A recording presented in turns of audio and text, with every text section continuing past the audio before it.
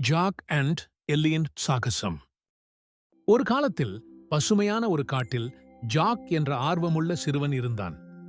Jack காடுகளை ஆராய்வதையும் அனைத்து விலங்குகளுடனும் நட்பு கொள்வதையும் விரும்பினார். ஒரு நாள் காட்டில் ஆழமாக அலைந்து திரிந்தபோது ஜாக் எல்லி என்ற குழந்தை யானையை சந்தித்தார். எல்லியின் கன்னங்களில் கண்ணீர் வழிந்தோடியதால் அவள் தொலைந்து போய் பயந்தாள். ஜாக் மெதுவாக எல்லியை அணுகி அவர் சேகரித்த சில ஜூசி பழங்களை அவளுக்கு வழங்கினார். எல்லி பழங்களை கவனமாக வாசித்து பின்னர் மெதுவாக தனது உடற்பகுதியை நீட்டி அவற்றை பிடித்துக் கொண்டார். ஜாக் புன்னகைத்தார். அவர் ஒரு புதிய நண்பரை உருவாக்கியிருப்பதை அறிந்தார். அன்று முதல் ஜாக்கும் எல்லியும் பிரிக்க முடியாதவர்களாக மாறினர். அவர்கள் ஒன்றாக காடுகளை ஆராய்ந்து விளையாட்டுகளை விளையாடி சாகசங்களை பகிர்ந்து கொண்டனர். ஜாக் எல்லியின் முதுகில் சவாரி செய்வார்.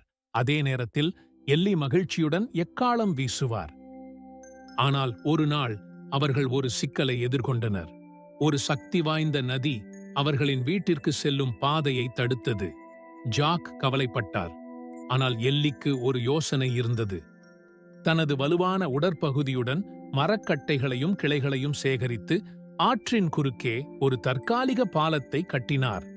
ஒன்றாக அவர்கள் பாதுகாப்பாக மறுபுறம் கடந்து சென்றனர். அவர்கள் காட்டின் விளிம்பை அடைந்தபோது ஜாக் தனது நண்பரிடம் விடைபெற வேண்டிய நேரம் இது என்பதை உணர்ந்தார்.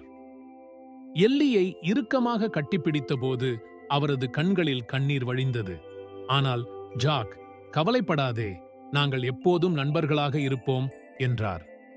எனவே அவர்கள் ஒன்றாகச் செய்த சாகசங்களின் நினைவுகளுடன் அவர்களின் நட்பு என்றென்றும் நீடிக்கும் என்பதை அறிந்த ஜாக் எல்லியிடம் விடை பெற்றார்.